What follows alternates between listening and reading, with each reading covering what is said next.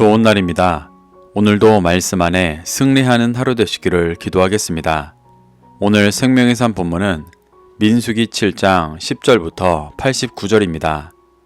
오늘 본문에서는 각 지파의 지휘관들이 제단의 봉헌을 위하여 헌물을 드리는 모습이 나옵니다. 이 구절들을 통해 하나님께서 무엇을 말씀하시는지 살펴보도록 하겠습니다. 10절부터 11절입니다. 제단에 기름을 바르던 날에 지휘관들이 제단의 봉헌을 위하여 헌물을 가져다가 그 헌물을 제단 앞에 드리니라. 여호와께서 모세에게 이르시기를 지휘관들이 하루 한 사람씩 제단의 봉헌물을 드릴지니라 하셨더라. 제단에 기름을 바르던 날은 장막 세우기를 마치고 기름을 발라 거룩하게 구별하여 봉헌하던 날을 말합니다. 이는 제단을 처음 사용하기에 앞서 하나님의 소유물이라는 것을 공식적으로 공포하는 거룩한 예식이었습니다. 이 시간은 불과 얼마 전까지 이집트에서 노예로 살아가다가 하나님의 임재가 있는 성막을 중심으로 한 거룩한 제사장 나라로 세워지는 매우 의미 있는 시간이었습니다. 그래서 각 지파의 지휘관들은 여호와께 헌물을 드리며 기쁨과 감사와 순종을 고백하고 있는 것입니다. 12지파의 지휘관들은 한꺼번에 봉헌물을 드리지 않고 하루에 한 지파씩 12일간 제단의 봉헌물을 드렸습니다. 이는 1년 12달을 상징하여 이스라엘이 모든 시간 동안 하나님께 자신의 전부를 드리는 온전한 제사장 나라가 될 것이라는 고백이 담겨 있는 것입니다. 12절부터 17절입니다. 첫째 날에 헌물을 드린 자는 유다 지파 암미나답의 아들 나손이라. 그의 헌물은 성소의 세겔로 130세겔 무게의 은반 하나와 70세겔 무게의 은발이 하나라. 이 두 그릇에는 소재물로 기름 섞은 고운 가루를 채웠고 또 10세겔 무게의 금그릇 하나라. 그곳에는 향을 채웠고 또 번제물로 수송아지 한 마리와 순양 한 마리와 1년 된 어린 순양 한 마리며 속죄 제물로 순염소 한 마리며 화목제물로 소 2마리와 순양 5마리와 순염소 5마리와 1년 된 어린 순양 5마리라. 이는 암미나답의 아들 나손의 헌물이었더라. 저자는 12지파의 지휘관과 그들이 낸 봉헌물들을 상세히 기록하고 있습니다. 먼저 첫날은 유다 지파의 지휘관이 먼저 봉헌물을 드렸습니다. 이 순서는 이스라엘이 행진하는 순서와 같았습니다. 유다 지파의 지휘관 나손은 먼저 소재물로 기름 섞은 고운 가루를 채울 은반 하나와 은발이 하나씩을 봉헌하였습니다. 은반은 넓은 형태의 은쟁반을 말하고 은발이는 깊이가 있는 그릇을 의미합니다. 이는 모두 은으로 만들어졌었는데 은은 독성이 닿으면 색이 변하는 특성으로 순결과 정결을 상징합니다. 그래서 이곳에 소재물을 담아드리며 하나님 앞에 드리는 예물이 순결하고 흠이 없어야 한다는 것을 상징적으로 보여주고 있습니다. 또 금 그릇에 향을 채워 드렸습니다. 금은 신성함과 하나님의 영광을 상징하는데 그 안에 성도들의 기도를 상징하는 향을 채워 거룩하신 하나님께서 받으시는 기도를 온전히 드려야 한다는 것을 상징적으로 보여주고 있습니다. 또 번제물로 수소와 순양과 1년 된 어린 순양을 드렸습니다. 이는 모두 메시아이신 예수 그리스도를 상징하여 번제물로 드려지며 메시아의 완전한 헌신과 희생을 상징적으로 보여주고 있습니다. 이는 제사장 나라 이스라엘 또한 열방을 위해 이 땅 가운데 이와 같이 드려져야 하는 모습을 고백하는 것이기도 했습니다. 또 속죄 제물로 순염소를 드렸습니다. 이는 이스라엘의 죄를 대속하는 희생 제물이며 대속하시는 예수 그리스도를 의미합니다.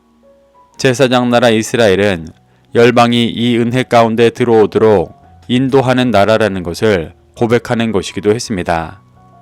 또 화목제물로 소 2마리와 순양 5마리와 순염소 5마리, 1년 된 어린 순양 5마리를 드렸습니다.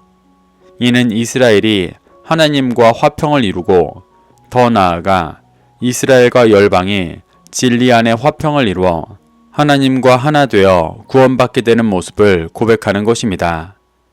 이렇게 유다 지파의 지휘관 나손은 하루 동안 이 봉헌물들을 온전히 드리며 성막과 그곳에 임재하시는 하나님이 이스라엘의 중심이시며 이스라엘을 제사장 나라로 삼아 모든 열방을 구원하실 분이심을 고백하고 있습니다. 18절부터 83절까지는 남은 11지파가 유다 지파의 지휘관이 드린 헌물과 완전히 동일하게 헌물을 드리는 모습을 한 지파 한 지파씩 전부 기록하고 있습니다. 같은 내용이 반복되는 부분이 길기 때문에 해당 본문은 따로 읽지는 않겠습니다.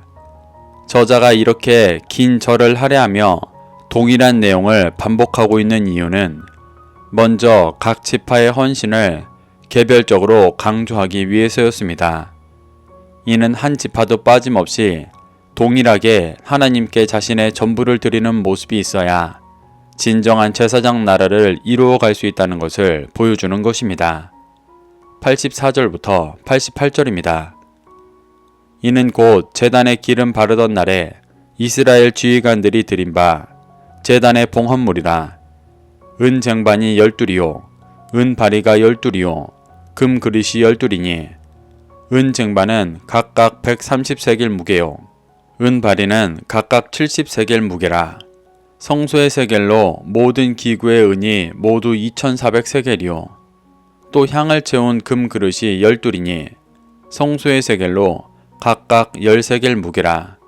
그 그릇의 금이 모두 120세겔이요 또 번제물로 수송아지가 12마리요 순양이 12마리요 1년 된 어린 양이 12마리요 그 소제물이며 속죄제물로 순염소가 12마리며 화목제물로 수소가 24마리요 순양이 60마리요 순염소가 60마리요 1년 된 어린 순양이 60마리라.